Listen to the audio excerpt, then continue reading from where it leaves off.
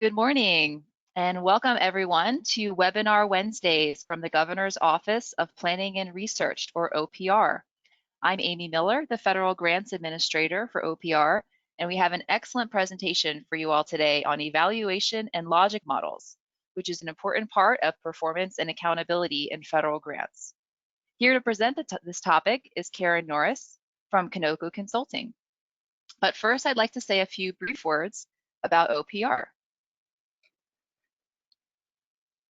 The State Clearinghouse at OPR is the state's single point of contact for the intergovernmental review of federal grant applications. You can find all of our resources for federal grants on the OPR homepage by hovering on Clearinghouses and selecting Federal Assistance. The Applying for Federal Grants link is where you'll go when you're applying for a federal grant and need to submit notice of your application to comply with the Executive Order on Intergovernmental Review. All notices can be viewed on this page under the Submissions tab. The Federal Grants Resources link will take you to a library of resources to help you learn more about applying for and managing grants, and includes links to the grants pages of every federal agency. Last is our federal grants e-list, which hopefully most of you already receive, but if not, you can sign up for it here. This weekly email provides updates on federal grant opportunities, news, and trainings and events. And with that, I'll turn things over to our presenter, Karen Norris. Karen is a nationally recognized expert in the grants community based in the Washington, D.C. area. She regularly presents at state and national conferences and has provided expert testimony to the Maryland General Assembly and the United States Senate Subcommittee on Federal Financial Management about grants. And we're very pleased to have her here with us today. So thank you, Karen. Thanks, Amy. Appreciate that. And good morning, everyone. Welcome to Evaluation and Logic Models. I'm really glad you have some time in your schedules today to spend with us. And I hope that the presentation is meaningful to you. It seems in today's environment that more and more focus is being placed on performance and results. And the logic model is an interesting little tool that can be easily applied into the grants environment to help grant managers articulate performance and results and outcomes. So let's get started. Now, sometimes there's a little lag when I forward the slides. So let's see. Here we go. So right before we start our presentation, go ahead and do us the kind favor and fill out the poll and let us know what type of organization you're representing.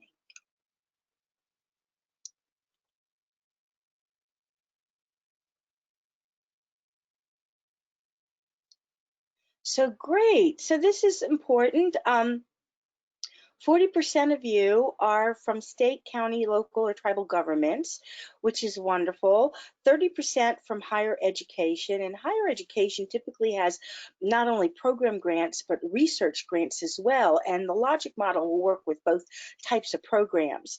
And 23% nonprofit organizations and 7% others. So you may be consultants, or you may be grant writers, or you may be policy folks or CPAs. It's everyone welcome. We hope the webinar is helpful to all of you. Great. Now, my next question is, how long have you worked with grants?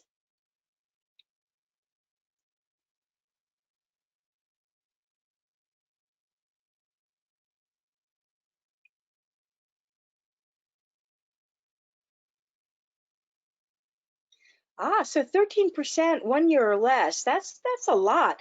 Well, welcome to the grant world. And I fell into grants by accident. I've yet to meet anyone, and I've been doing this for 30 years. I'm an old person. I've yet to meet anyone who kind of started off in their career saying, I know what I want to do when I grow up. I want to be a grants person. So I just fell in love with the whole concept that the federal government makes money available to local communities, state, local governments, nonprofits, so that they can go out and do good works in their communities. And I just think it's wonderful. So welcome to my new people. And 2 to 5 years, about half of us, very good. 6 to 9, and then 10 or more. Bravo for you guys for hanging in there. So the reason I wanted to know um, how long you've been in grants is that we're currently operating under a set of guidelines called the Uniform Guidance. And this current set of guidelines became effective December 26, 2014. So if you've been working in grants for 5 years or less, you only know the uniform guidance. You don't know what was used prior to that. And that's not such a bad thing because you didn't have to unlearn bad habits. And for those of us who've been in the grant business for a while now, we used to use something called the OMB circulars. And there were 8 different circulars that provided the guidance on how to administer grants. And when the uniform guidance went live, it sounded the same. You know, a lot of the words were the same: pre-award, post-award, audit, indirect costs. The words sounded the same, but it's written very differently. And the uniform guidance is very much focused on performance and whether or not the non-federal entities who receive the funding, whether or not they're not only complying, but they're also performing. So great. So I'm trying to advance the slide. So here we go. Bravo. The slide moved. So our learning objectives, first of all, we're going to define what this logic model is. And then for the second learning objective, we're going to just talk in general about, well, what are some of the challenges when we need to communicate outcomes and results? What is it that is important to say or not important to say, or what is it that gives us some difficulty? So we'll talk philosophically about just the best way to communicate outcomes and results. And then we're going to start to get into using logic models. So the third learning objective will be, well, there's a variety of different formats, and one format might be a little bit better than another one for your particular organization or your particular program. And then it also, lets you know that, well, you can kind of modify and make up your own logic model format as long as it includes some basic concepts. So we'll talk about that. And then the last bullet, we're actually going to give you some samples of objectives, excuse me, and how we use them, and logic models. So hopefully that will make it seem a little bit more real. So a few words. The uniform guidance requires performance and results. As a matter of fact, the President's Management Agenda has about a dozen what they call CAP goals, CAP, cross-agency priority goals. There are about a dozen of them.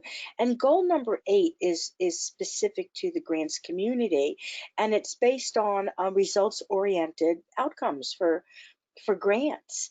And the President's Management Agenda issues progress reports every quarter. And the most recent progress report, which was released in April and is posted on www.performance.gov, is exactly about this topic. It's about grants, and it's about results and managing grants for outcomes and results. So I've gone ahead and gotten a copy of that report and shared it with Amy, and she's posting it to the governor's office website so everyone can have access to that report. which is really quite remarkable, that, just a sense of timing. So federal agencies and non-federal entities must demonstrate performance and deliverables under grant award agreements. And that citation number is from the Uniform Guidance 200.210, and that is the provision number that explains what must be included, what information must be included in an award document. So let's start learning objective number 1, and we're going to define the logic model. And in general, it's a very effective evaluation tool.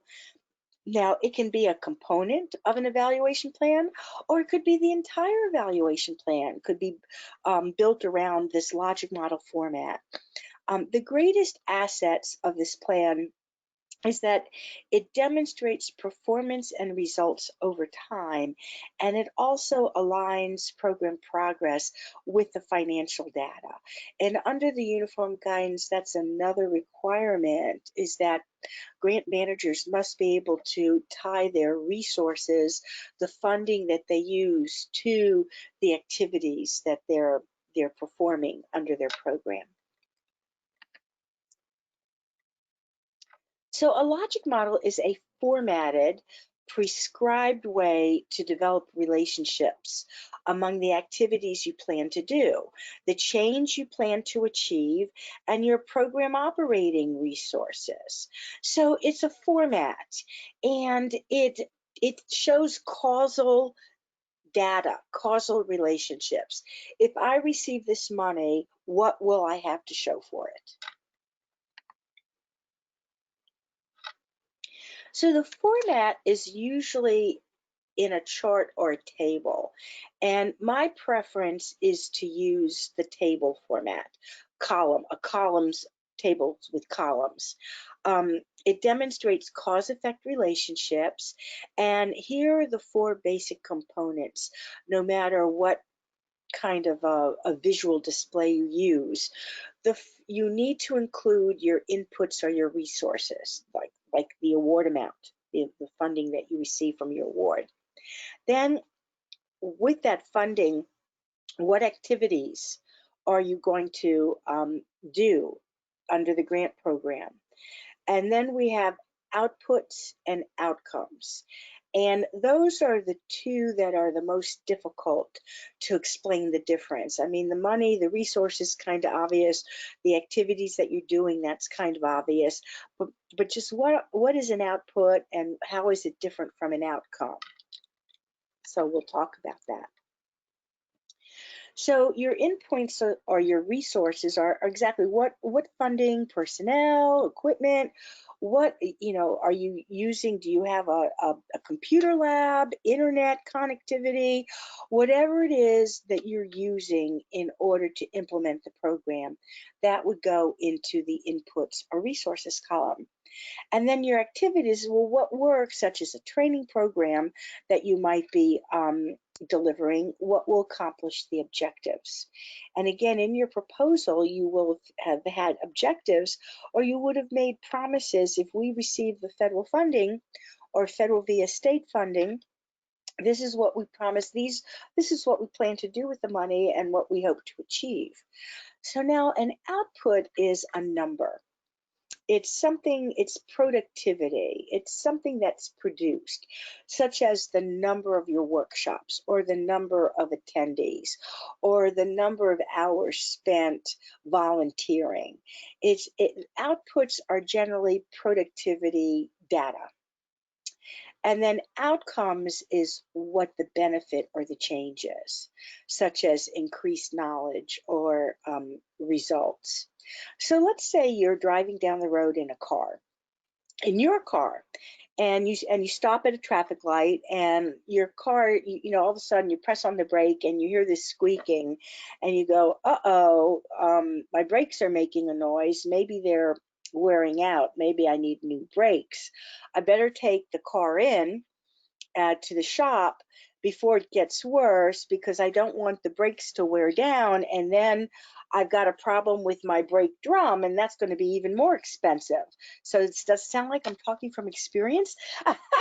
So here you take your car into the shop and you're speaking to the mechanic and say, "Yeah, my group, I hear a noise when I press on the brakes. I think my brakes might be old. Maybe I need new brakes." And so the mechanic goes, "No problem. We'll take a look at it, and it's going to cost you $450 or whatever it is." And you sign, on the estimate, "Okay, I promise to pay," kind of thing. And you drop off the car and you come back and here it is, and you pay for it, and you get in the car and it's squeaking again. It's still making that noise. So back into the mechanic, what happened? I expected to see a change.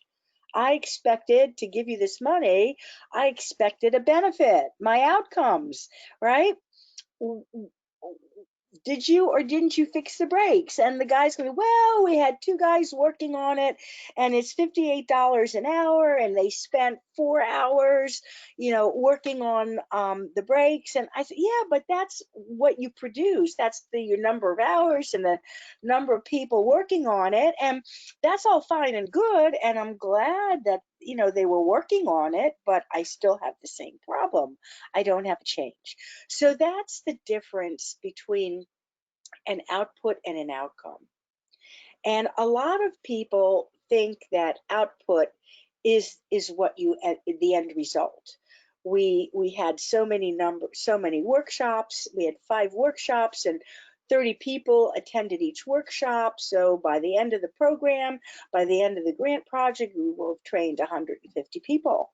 And they think that that's the end point, but that is not. That's almost there, but not quite. That's the productivity that took place under the grant. But what was the result? What was the whole purpose of training the people? What benefit did they receive as a result of taking that workshop? So big difference between outputs and outcomes. Okay.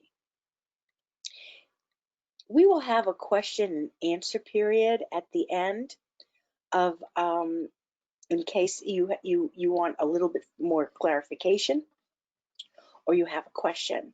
So the first 3 components of the logic model, your first 3 columns, if you're using the column view, is you have resources, activities, and outputs.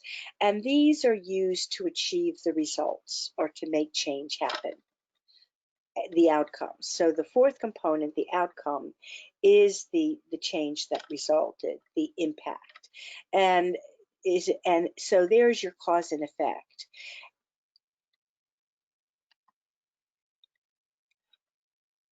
So here, cause and effect relationships are, just the basic philosophy of using a logic model. So what is the effect of using the resources? If the awarding agency says, "Okay, you've submitted a proposal, you've made some promises to perform. If we make you the award, if we give you the money, what is the effect? Do you have the capacity to make sure that you achieve your promised results? And then how are you going to do it? What work or what activities are going to be performed using those resources? And after you do the work and you conduct your activities, what have you produced? There's your number, your productivity number, your outputs. And then from all of that, what's the lasting benefit? And it would be nice if the change would be lasting change, something that's sustainable. So there's your cause-effect relationships. So all 4 of these components are based on terms that are frequently used in grants, which is one of the reasons the logic model is so practical when it's applied to a grant project. Many grant professionals use some of these terms in evaluations as a standard practice. Logic models are well aligned with the focus of the uniform guidance and its performance-based requirements. Without a doubt, it's one of the reasons I like this little tool so much. So here we have a poll. Amy, are you able to put the poll up on the screen?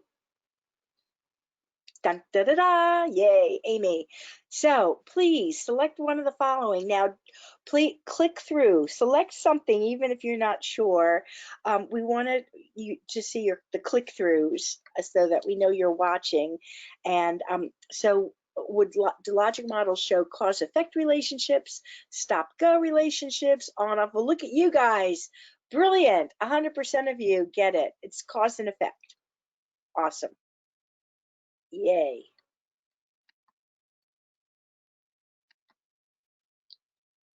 So what is the challenge? What are some of the difficulties that we have to cope with when we're trying to communicate outcomes and results? Well, first of all, we have to address the uniform guidance requirements. And the uniform guidance has an expectation that there will be deliverables, there will be performance, there will be results. You will have reduced risk, you'll provide good stewardship of federal funds. We have to address the uniform guidance requirements, and the logic model really does that. It's hard to demonstrate long-term results, particularly if you have a one-year grant program. 12 months and you're done, and anything long-term is going to happen outside of the grant project, and you really cannot commit your organization to anything once that grant is over. So how can you reflect the possibility that there's some lasting change, not just short-term change? And the logic models can help lead you to that conclusion. Managing cause and effect relationships is, we have the funding, we did the activity, what's the result? Logic models can help you articulate that, and then they can help you really articulate between outputs and outcomes, which I think sets your evaluation report a step above anyone else who doesn't know the difference between those two terms and cannot articulate the difference. So let's talk about the uniform guidance requirements first. Well, federal agencies must note performance goals and outcomes that are intended to be achieved in the award agreement. And there's that same provision, 200.210 in the uniform guidance, in case you want to share that with your grant teams back at your organization and you want to get the source language instead of just relying on my paraphrasing. And then performance goals must be associated with a timeline for completion, and that's in the same provision. And that timeline for completion is something new under the uniform guidance. That focus wasn't quite there under the old circulars. Recipients must relate financial data to performance accomplishments, and 200.301 is the requirement in the uniform guidance that states that. And in the same provision, recipient performance should be measured in a way to improve program outcomes. And that's again that the focus on an outcome. This is an important provision. It sets the stage for several things. 200.301, a 300 number in the uniform guidance is in the post-award section, where a 200 number like 200.210, that's in the pre-award section. So you see, evaluation, encompasses the full breadth of the grant life cycle: pre-award, post-award, reporting, even audit. So performance reporting should reflect the recipient progress and identify promising practices to build evidence upon which future federal awarding decisions are made. So if your evaluation and how you articulate your results, and the fact that you're able to think in terms of outcomes and you achieve your outcomes, that affects future awards. It means that your program could be replicated as a successful practice, as a best practice to use everywhere, and it heightens the interest of awarding agencies in the type of work that you're doing. Non-federal entities must monitor activities under federal awards to assure compliance and performance expectations are being achieved. And that's under 200-328. Non-federal entities must submit performance reports using OMB approved government-wide standard information collections. Now that's usually standard federal forms like the RPPR, that's for the research progress reporting. My folks from the universities in class today are probably familiar with that progress report. But 200-328 in the uniform guidance is the provision for progress reporting, and 200-327 in the uniform guidance is the provision for financial reporting. And for those of you who are working on the financial side of things, you may have filled out a standard form 425, which is the federal financial report, the FFR. And again, the logic model helps tie what you've spent to what activities, what work you've done. And the types of things they're looking at in reporting is they want to compare your accomplishments to the objectives that you promised in the proposal. If there was an issue, any reasons why your goals were not met, and additional information about any cost overruns or high unit costs. I know that when I worked in the field, I was in education, and when I worked with my institutions of higher ed, my faculty members who were submitting research grants always wanted to buy some fancy schmancy piece of equipment. It cost a lot of money, you know, and they were going to use the research grant to help them purchase that equipment, and then they could conduct research.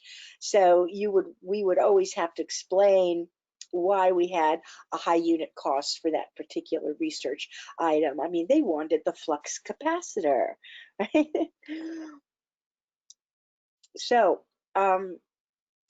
long-term outcomes, those are always hard to demonstrate because they tend to happen once the program is over. So they're difficult to articulate in a proposal, they're difficult to articulate in progress reporting. And if the awarded program is for a short period of time, the long-term outcomes would most likely occur beyond the end date. So how do you show the likelihood of continued success? So the challenge is to commit to long-term outcomes. They often occur beyond the end date, and and at the meantime, and you can't, if you're on the recipient side of things, you can't commit your organization to anything once that grant period is over. I mean, it would be nice if things would continue, if things are sustainable, but you can't commit them, not without institutional approval. So in the meantime, the awarding agencies, particularly federal agencies, they're looking at sustainability. So what can be sustained? If not the entire program, what parts of it can be sustained, and how can you demonstrate a likelihood? And so a logic model really helps with that. So the focus, the key word is the likelihood, and it's the way you present your cause and effect. And if this, then this, and then the likelihood that it will continue.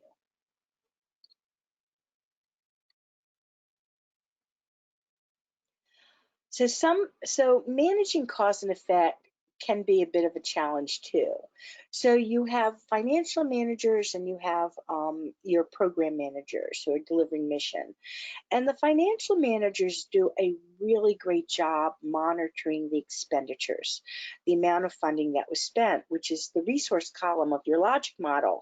And that's important. I mean, oftentimes they can tell when there's an issue because something was spent that wasn't in the budget, or maybe you haven't spent enough money for the period of time that passed. So we really appreciate our financial managers who are monitoring the expenses. But while this is important, it is not the best indicator of achieving results, which is what you're struggling with when you submit these progress reports. So what occurred? What was the effect after spending the resources? What was the change, the impact?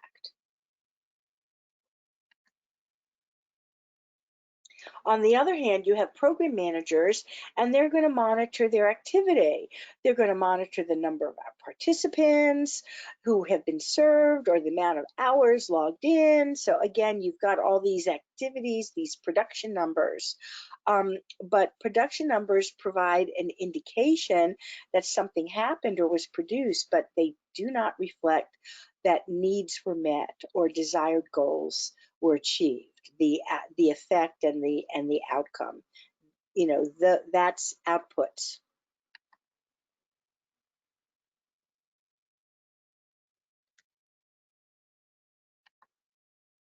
I'm trying to advance. There we go. Thanks, guys, for your patience. So let's distinguish between outputs and outcomes a little bit, again, to kind of drive home the message. To manage an effect, grant managers, whether you're financial or you're on the program side, you must correlate the financial data with the mission data and understand the difference between an output and an outcome.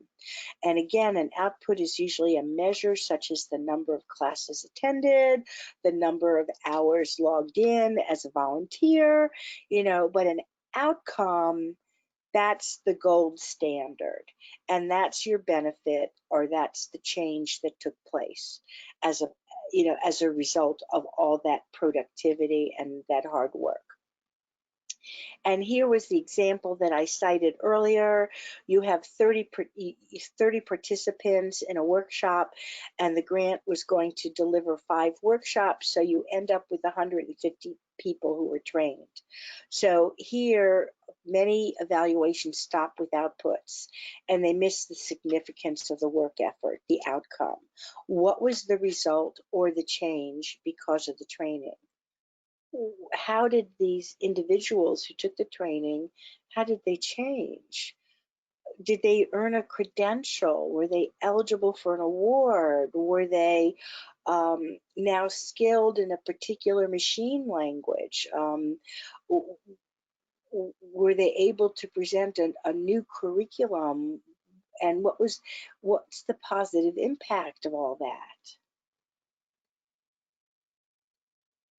And this is on this slide, this is exactly what we just talked about. What were the benefits? What was the change? What was the impact?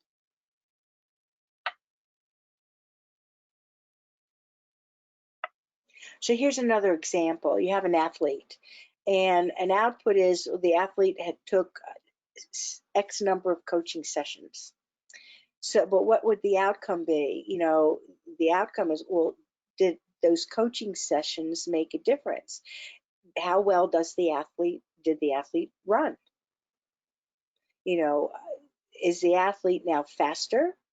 Does the athlete have a better start? Does the athlete have more long distance, a bit more stamina? What was the outcome of the number of training sessions? And continuing with this analogy with the example of an athlete, there are some other associated measures. Was the athlete faster?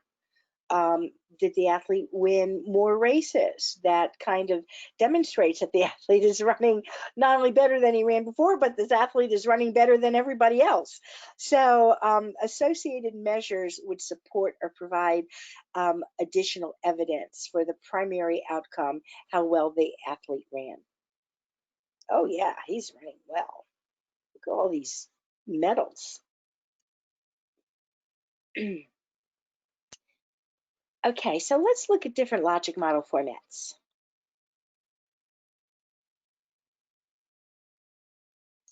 So there's several ways to present a logic model, and it's typically it's a visual. It's not just narrative words. It's an actual design. It's a visual display, and it could be a table or with columns. And I like the column view best, but the column view doesn't always work well with some research grants. So it could be a diagram or a chart in those cases where the columns aren't as practical.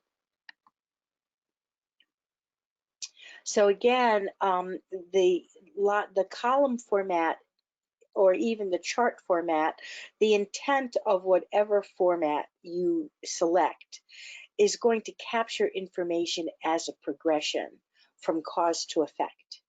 And if you're using the column format, they're generally 4 columns. So column number 1 is going to be your resources or your inputs. Column number 2 will be your activities. Column number 3 will be your outputs, and column 4 will be your outcomes. Now, some formats include the objective written above the columns. That's the one that I happen to like the best, particularly if you have a fairly complicated grant program with several objectives and several things happening. I find if you try to use one logic model, excuse me, to articulate progress for multiple objectives, that logic model becomes very long and a little bit unwieldy. So if you divide up your logic models so you have one logic model for each objective, then you could clearly show that the activities are for that particular objective. The money that you spent is for that particular objective, and then these are the outcomes from that objective. And it just makes it very clear to demonstrate performance and results for each objective in the program. So some people still prefer to have one logic model for the entire grant program. I'm of the school where I would prefer separate logic models, one for each objective. So another consideration in thinking about the format that you select is that some formats will split the outcomes column into 3 parts. So instead of having 4 columns, resources or inputs, activities, outputs, and outcomes, they take that outcome column, that last column, and they expand it to short-term outcomes, mid-term outcomes, and long-term outcomes. And again, if you reflect, I've used both ways. I've used it depends on how complicated the objective is or the grant is. The one column for outcomes could be sufficient. I tend to think the simpler the format, the simpler the presentation, the clearer it is to understand. But sometimes it's very appropriate to have short, mid, and long-term outcomes, particularly if it's a multi-year grant project. And it also indicates, it lets the federal agency know that you're thinking in terms of long-term outcomes. You're thinking in terms of sustainability. Now you can still articulate that with one column for outcomes, but without a doubt, it's very clear if the outcome column is split up. So some awarding agencies have their own version of a basic logic model, and they're becoming popular. The EPA uses logic models, for example, and sometimes the federal awarding agency provides you with the format that they want you to use. Other times they don't. They're silent. They don't say you can use a logic model. They don't say you can't use a logic model. They just want you to be able to articulate performance and results. And if that is best handled by using a logic model, then great, no problem there. There's no prohibition, in other words, of using a logic model, even if it's not mentioned in the grant solicitation guidelines or your award agreement. I think what's interesting is the uniform guidance is currently under revision. And in January of this year, the Office of Management and Budget, OMB, published a Federal Register notice, and they released the proposed changes to the uniform guidance.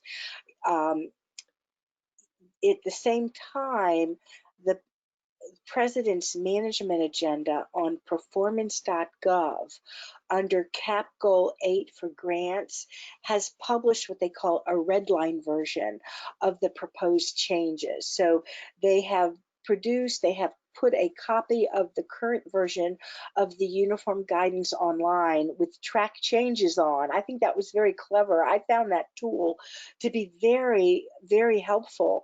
And then with the track changes with the red line version, you can see where the revisions are for each provision number. And you can get a copy of that on performance.gov. So one of the proposed revisions in the uniform guidance is the uniform guidance is now actually mentioning logic models, and that they are appropriate for grantees to use when reporting performance and results in their evaluations. So if what's the schedule for that? Well, in January, the proposed revisions were released. And then there was a public comment period that closed March 23rd. And OMB received 200 and some comments. Now they are in the process of reviewing all the public comments on the proposed revisions. And they're going to make determinations. Well, no, that revision doesn't help. That's not a help. That comment is not helpful. We'll ignore that one, and we'll ignore that one. Oh, but this comment has a good idea. Let's further refine the revisions.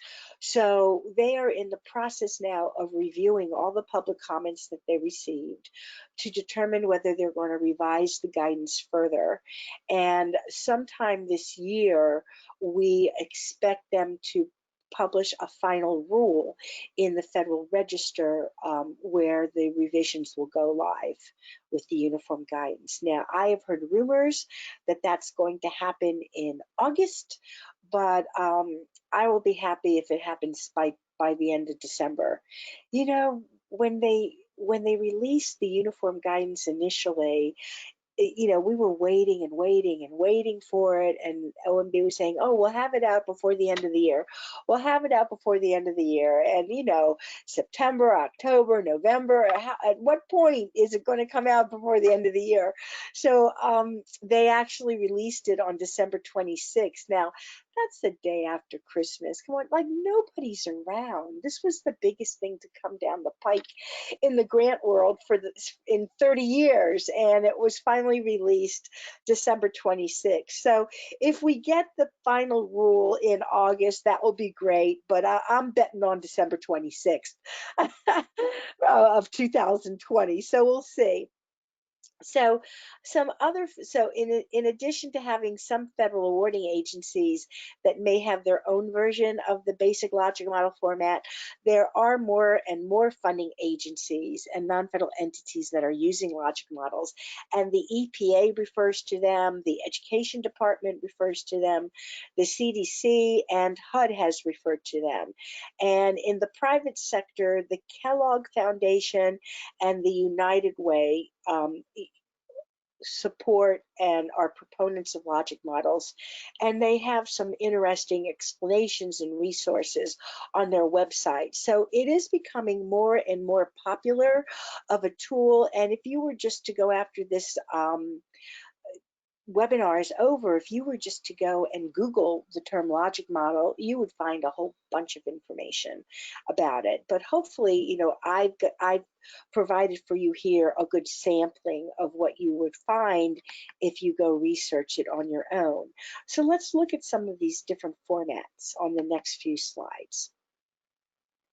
So here is a format, and you've got your basic columns, your inputs, and then your activities and your outputs.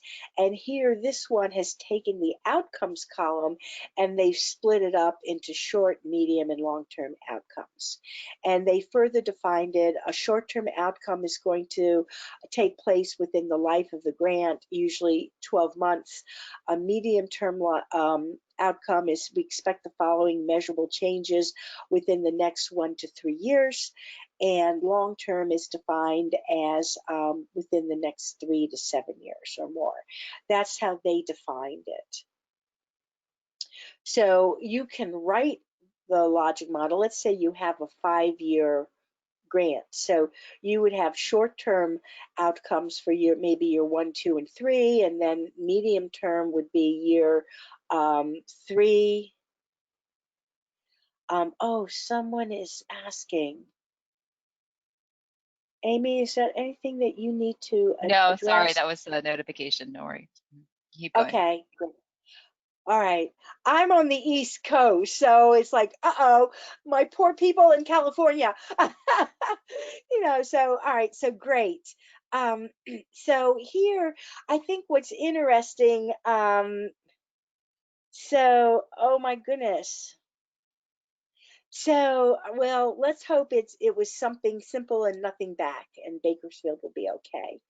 But if you feel that you have to leave the webinar, Amy, do so. If you feel that you have to leave us, go ahead. And Amy will post this webinar up on the website. And I think she has a YouTube channel that she can explain about after, later. So you have Yeah, access to the apologies webinar. everyone for these notifications. If you're getting an earthquake as well, I haven't felt anything here.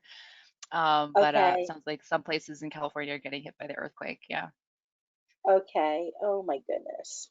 But yeah, if people do need to log off, we will have this presentation up on the OPR website, the Federal Grant Resources page, and also on the OPR YouTube page, which you'll be getting a link to tomorrow in the follow-up email. So it might take a couple days for us to get everything processed and up there, but it will be available. Okay, great. Thank you so much, Amy. So good teamwork. Let's look. This is a format that is often very useful for research projects. There are no activities. That's the biggest difference between this model, not just the fact that this one is little boxes with arrows and not columns, but the biggest difference between this version and the prior ones that we've been talking about is that this one has no activities. So you have what's called workforce input. So there's going to be staff professional development. You're going to try to increase organizational capacity. You're going to support a policy possibly that to constantly, seek out new knowledge. It could be policy support. I think that is a really good, no matter what logic model you're working with, the fact if you can say that your grant project is supporting mission, your mission, and here's the policy. If every federal agency has Government Performance Results Act goals, and the GPRA goals, and if or a strategic plan, and if you can say, oh yes, it's also supporting the federal agency's strategic plan, any type of language like that, I think is always valuable to put in a progress report. And then of course you have your short-term outcomes, your intermediate outcomes, and your long-term outcomes, and then they have the ultimate impact. That's being shown in this version. I think it's interesting. They kind of reflect these different formats, kind of reflect how people's minds work and how they're thinking and the progression of the cause and effect relationship and what is the right progression for your particular agency and for your particular project. So here's one that's just boxes without the columns. It's resources, activities, outputs, and now you have short-term outcomes, intermediate, long-term, and then the ultimate impact.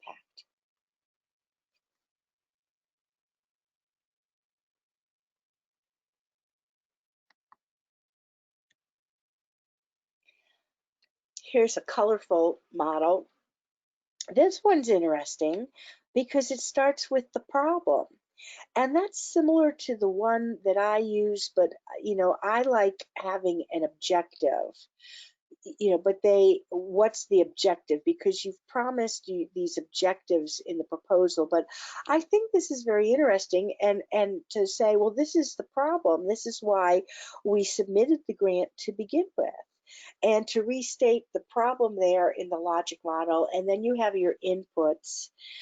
They have activities and participation underneath outputs.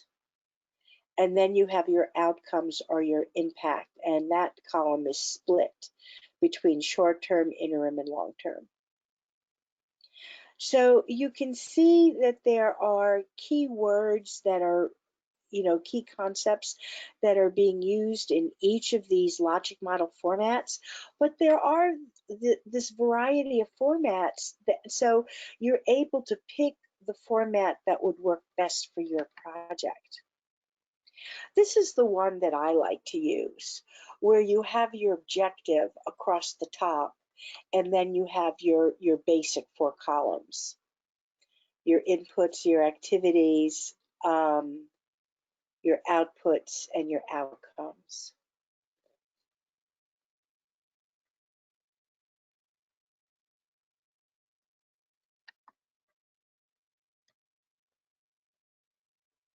Oh, heavens. It's because I'm getting chat messages. Amy, can you help us with the view?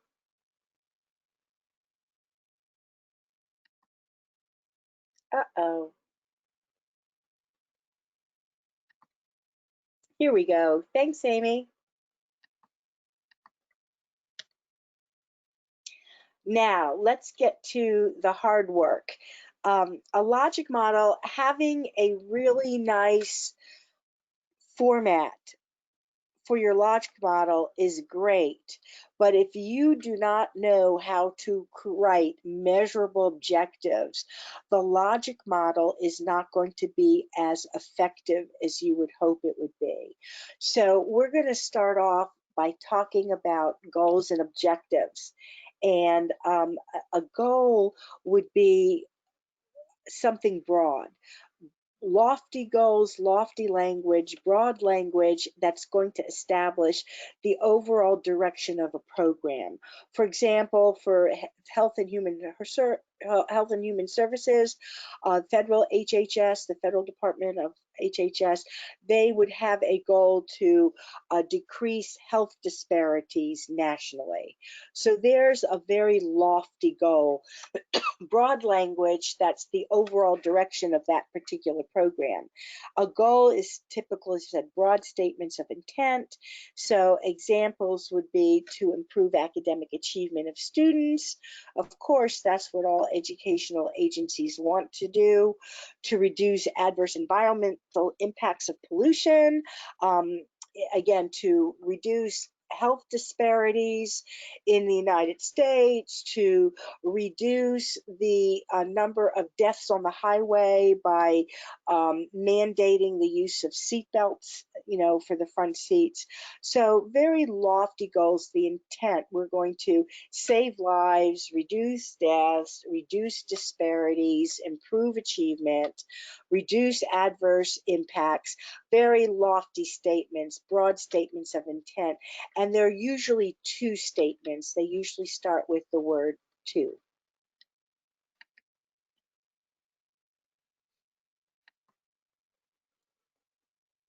Now, an objective is going to be more detailed. It's going to define the steps to achieve the goal. And objectives need to be more specific, and they need to be measurable. You need to be able to measure your progress and to demonstrate your performance. And so there's a way to write objectives that is better than other ways. There are a few ways to write objectives that are better than other ways of writing objectives. So I'm going to give you some examples. So let's talk about a well-written objectives. Here's in a poll, another poll. So Amy, can you put up the next poll?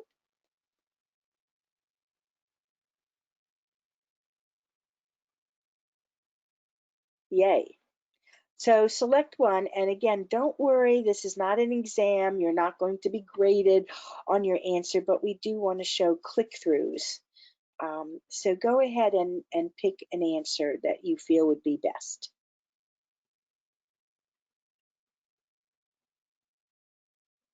Yeah, so the goals are generally vague, but the objectives are going to be specific and measurable.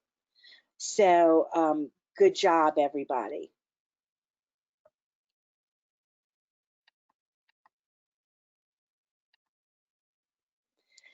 So there's several kinds of objectives.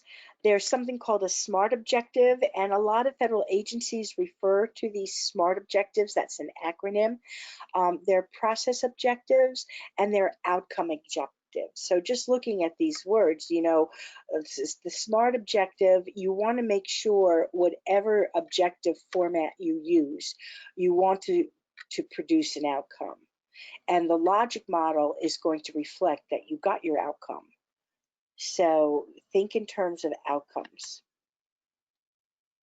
So here's a SMART objective, and it follows a little formula, and there it is, SMART. So specific, the goal has to be more specific, written more specifically than a goal. The objective needs to be more specific. It has to be measurable, like a before and an after. It can't be so aggressive that there's no way you're going to be able to achieve it. So it has to be thought out so that it's achievable, it's realistic. To me, achievable and realistic are pretty much the same, and then time dependent, which goes in hand with the uniform guidance requirements for a timeline for completion. So here's a weak objective versus a SMART objective. So the weak objective is we're going to increase the math achievement scores for Program X attendees. Okay, so that shows a basic intent of what you intend to do, but how are you going to measure? How are you going to know that you've improved the achievement scores? So the SMART objective would say, well, the percentage of students in Program X who meet or exceed the math standard will increase by 10% by the end of the school year. So it's a little wordy, but you have your students in the same program. They're going to exceed. It's referring to a local standard that they have to at least meet the standard or exceed it, and they're going to at least make sure it's going to increase by 10%. And there's your timeline by the end of the school year. So between those two objectives, which one sounds more worthy of funding? Obviously, the SMART objective. You know, these people are focused. They know exactly what they're doing. Let's talk about process objectives. So a process objective is all about actions and activities, numbers, tasks to complete. So a process objective is better at demonstrating production and outputs and numbers rather than outcomes. So let's look at some examples of process and outcome objectives. And of course, we're going to compare the process objective to the outcome objective. The outcome objective is all about the results of the actions and activities. What's the impact? What's the benefit? What's the change?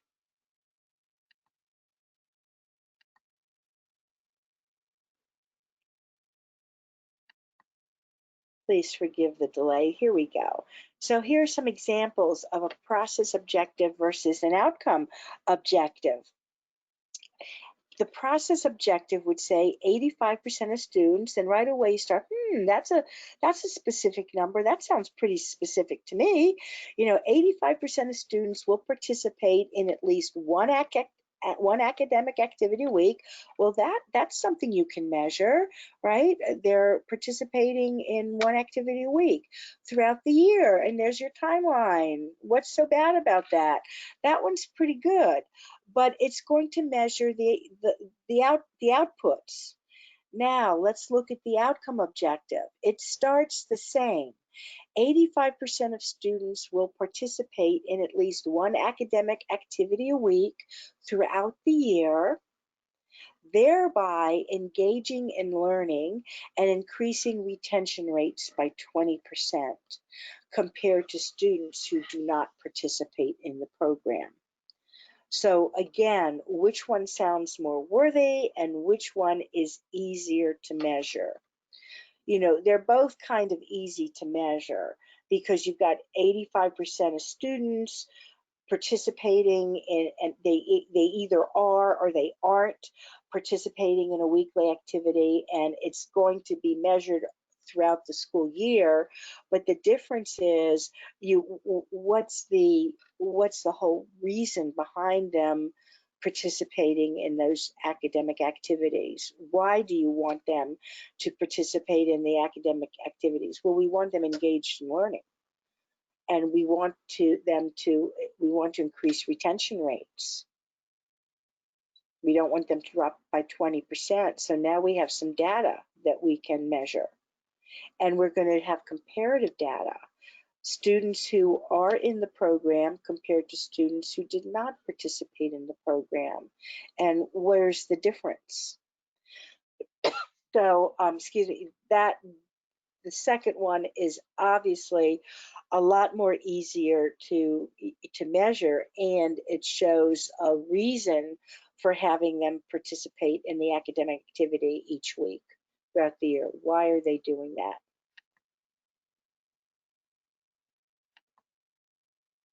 Here's another one.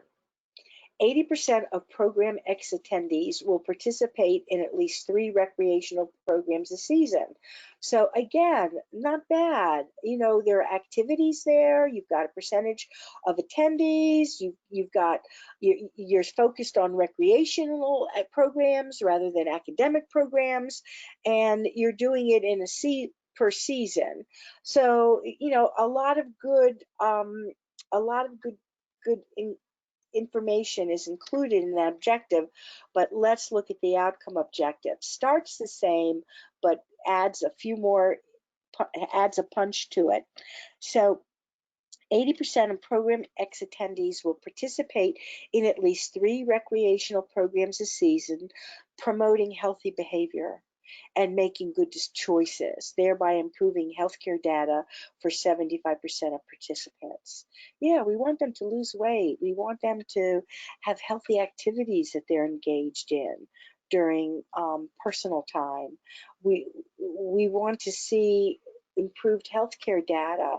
Maybe diabetes has reduced, maybe weight has reduced, maybe good eating habits have increased, maybe, you know, the body weight mass index, whatever it is, that second objective, the outcome objective, lets the reviewer know immediately from the very beginning this proposal, this project is thinking in terms of healthy and good benefits from the very beginning.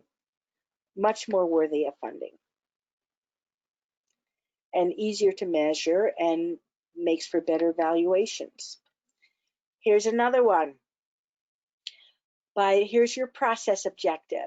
By the end of year 1, so there your timeline for completion, and this one is at the beginning.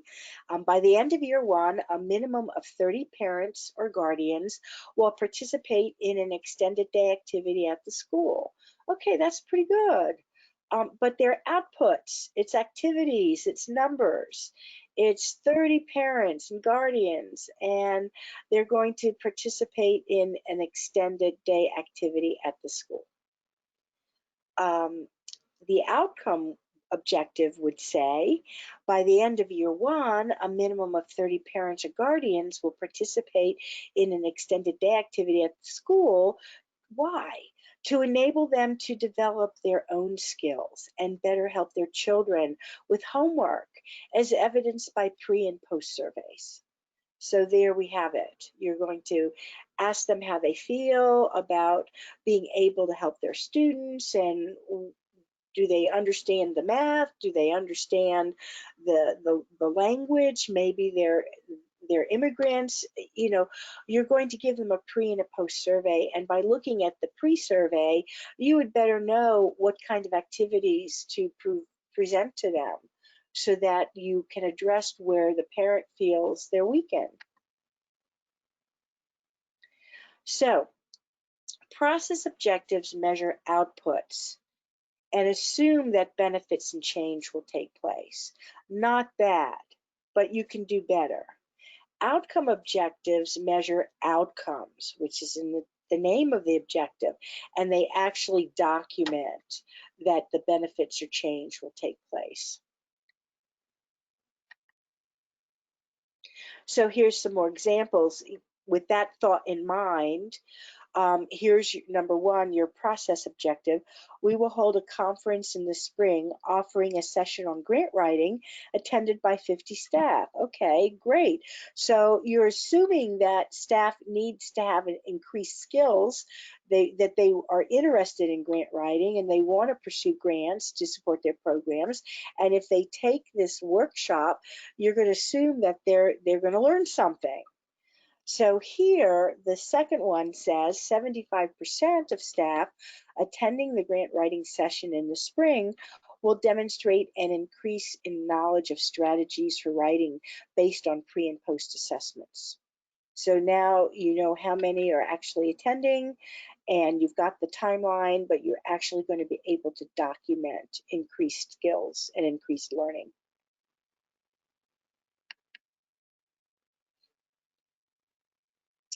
I'm spending a lot of time on objectives because you can see that your objective is really the key. If you have a well-written objective, then when you start filling out the format for the logic model, you can really show that cause-effect relationship to get to the outcome. So here's another example for you to ponder. We will create a new math computer lab that includes the latest software designed to help students learn college algebra. Again, this is assuming that the learning takes place. If they go to the math computer lab and if they use this software, you're going to assume that they're going to learn college algebra. But you don't really have a way to measure it, not by the way the objective is written. The second objective, on the other hand, says students enrolled in college algebra in the fall semester who complete 30 hours of computer-based academic support in the new math lab will reflect a course completion rate 10% higher than a comparable cohort of students with no access to the lab. So this way you're actually documenting that learning takes place. And if you exceed the 10%, well then wow, you're excelling. You're not only meeting, you're exceeding expectations. That would make for a really nice progress report, don't you think?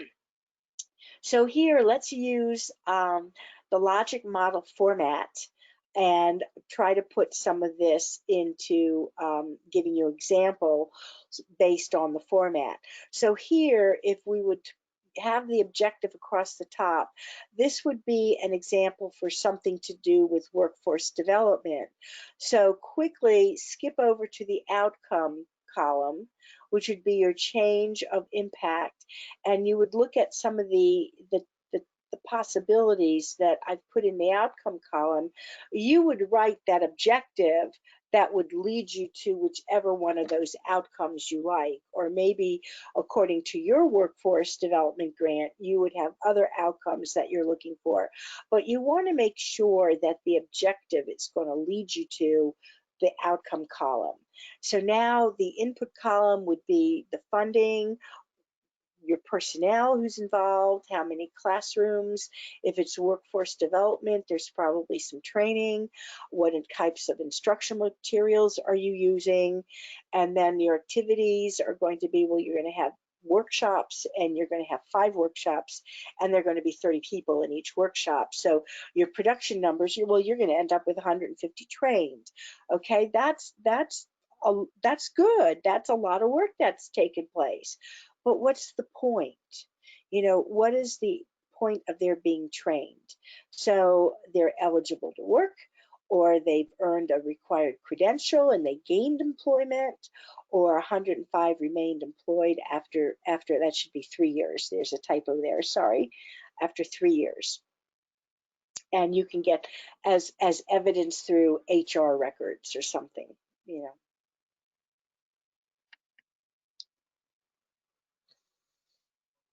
Here's another example. So this has to do with parenting skills. So your resources would be your funding, your staff, you might have partners in this case. You might be basing the program on some evidence, some research evidence, and there would be literature citations. You know, you're not just making up an idea, you're actually, you've done a literature search and you've identified some best practices that have shown to have good results nationally. Federal agencies like programs, and I should say pass-through entities also. Everyone has pressure to perform. And what's the likelihood of successful performance? Well, if you've done your homework and you're designing a program based on a best practice or evidence, and you have some citations, again, that raises the level of your project above other people who don't take the time to include that information. So that's a great input. That's a great resource, is to include something that's evidence-based, some literature citations. And then the activities, you're going to develop a parent curriculum. You're going to deliver 8 sessions for 25 parents each session. And in addition, you're going to conduct 8 support groups each month over 6 months.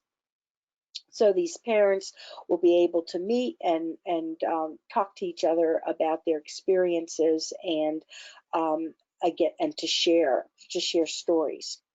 So your outputs are, well, you're going to have 200 parents trained, and that's a lot. 100 parents receive supplemental support services through these support groups. And what's the change or the impact? Well, parents understand their own parenting style. Parents gain confidence in their abilities and are therefore better able to help their children. Parents identify appropriate actions to take, which is important instead of just punitive actions. So this one gives you a lot of options for some very positive impacts and good coaching sessions throughout.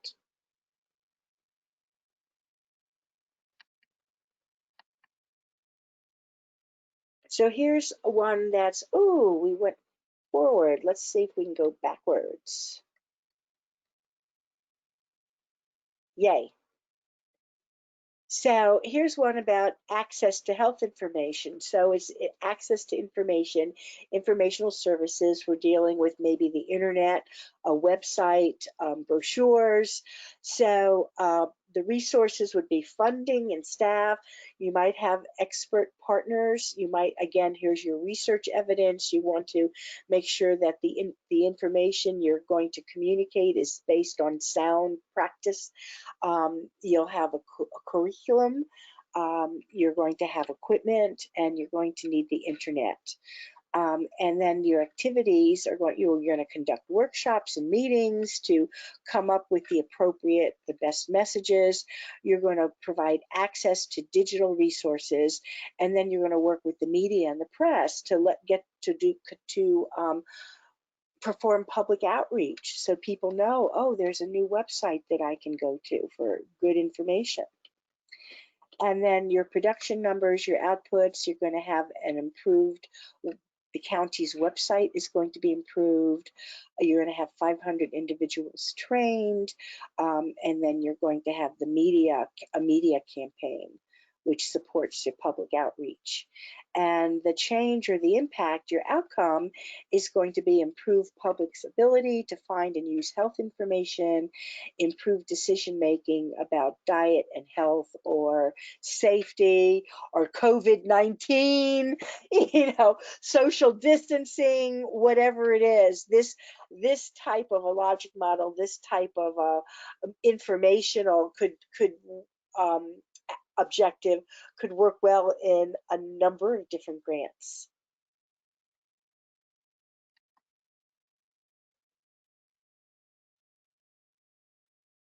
Yay. So here's one for bike helmet safety. And you've got funding and staff, maybe, oh, you've got some volunteers here to help. And maybe you're involving some health associations, some bike riding associations and safety associations, National Safety Council, the Red Cross, any number, the county's recommended county department of recreation might have some recommended resources. So you're going to locate data about deaths and brain injury, and that's going to be part of the work in progress in order to have the best messages possible, and to see how big is the extent of the problem. Is there one area of the county where it's worse than other areas? Now you're going to develop your public service announcements based on this data. And you're going to want to hold an award event for the volunteers and the associations who are helping to get the word out, and they're improving, they're getting more people to use bike helmets. You're going to develop press kits, and you're going to conduct focus groups to help again with those messages. And the outputs would be, well, you're going to produce a special report, you're going to produce the press kit, you're going to obtain airtime for the public service announcements, and you're going to conduct an award recognition ceremony for 300 attendees. Providing positive feedback for people who are taking steps for healthy and for safety, for safe usage. Parents encouraging their children, or any number of examples. And then the outcomes, the positive change and the impact. Bike riders use helmets more frequently, and you can use survey data. The deaths and the rate of traumatic brain injury decrease, and you could use emergency room data to reflect that.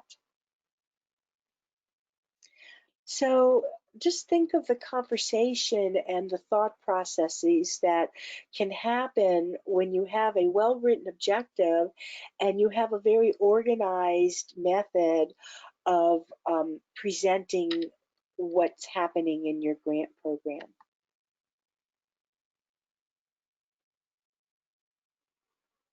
Great. So let's recap. The uniform guidance focuses, excuse me, on program and financial performance without a doubt.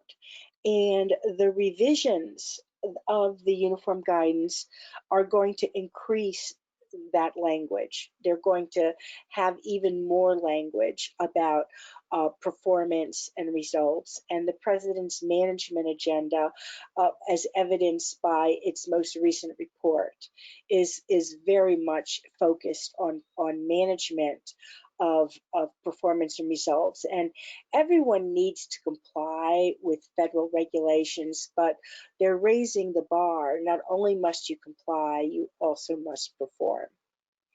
And award agreements must include deliverables that must be met. And those deliverables are usually drawn from the proposal that was submitted and awarded, and the stated objectives, the promised objectives that were in that proposal become the deliverables in the award agreement. And again, the deliverables are based on the objectives that were presented in the proposals. And that award agreement is a legal document. So that award agreement is a promise to perform from the non-federal entity. I will receive this funding with the intent to produce these activities and to reach these objectives and to perform. Non-federal entities are under increased scrutiny to demonstrate performance, both financial and program. So it's hard to demonstrate your performance. And that logic model gives you a tool to present your performance, information, the cause-effect relationships. Awarding agencies have more responsibility to select low-risk programs that deliver results. So if your objectives are well written in the proposal, number one, that increases your likelihood of receiving an award if you have a very worthy objective that's measurable and it leads to an outcome. That's they know what they're doing. So not only does the objective help the proposal, but once you are awarded, that well-written objective is going to make your evaluation easier to conduct. So logic models reflect performance and results that are linked to expended resources, and they demonstrate impact, change, and benefits of the work effort. So the logic model provides really just an excellent tool to demonstrate results.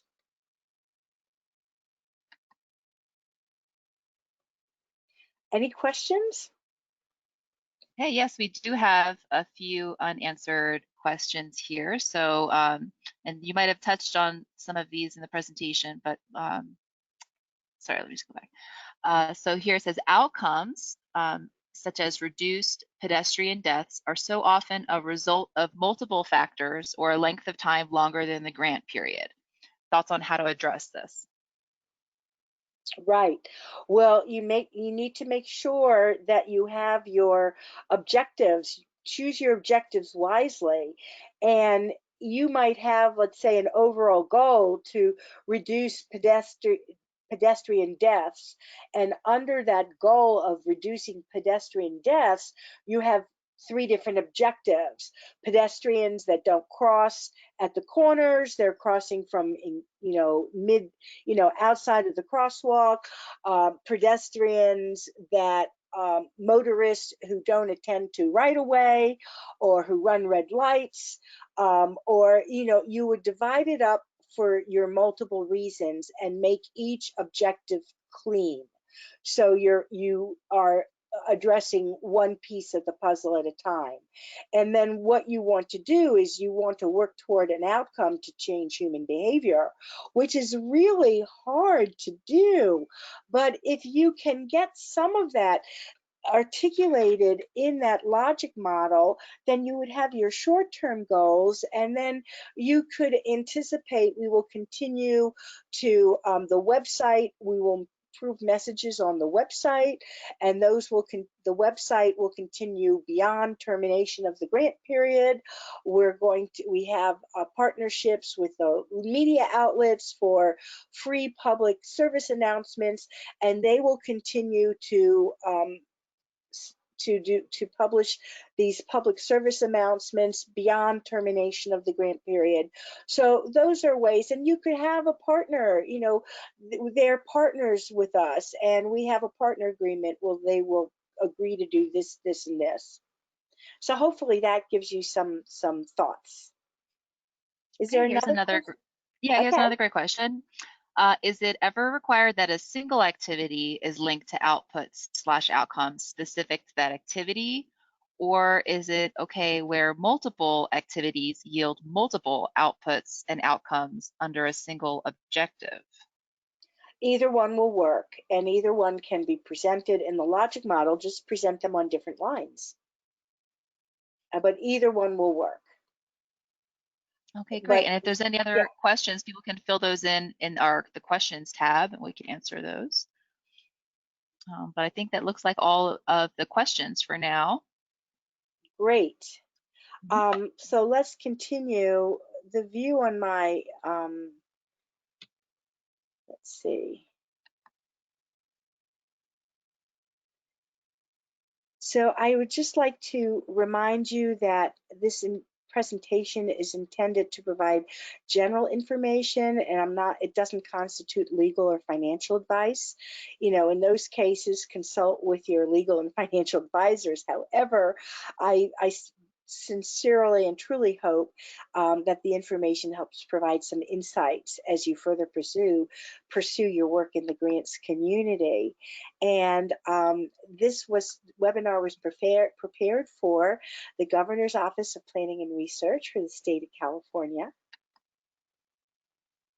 And it was prepared by me, Karen Norris, and there is my contact information, so that if you go back and you review it and you have another question that comes to mind after the fact, you have a way you can email me, and I will make sure that any questions that I receive will be shared with Amy, and she can post them for everybody to read, in her website. And I think with that, that'll conclude our presentation. Against apologies everyone for the interruptions there. Apparently the Teams app does not follow the other notifications being turned off. So thanks, Karen, for forging through with that, and hope everyone survived the earthquake healthy. And so again, we'll be sending an email tomorrow. Please look out for that. It will include a link to a survey that we hope everyone can take, as well as the link to the YouTube page, and then the slides will be on the federal grant resources page. So again, please feel free to respond with any other comments or questions, and look forward to seeing you at our next webinar in August. Thanks.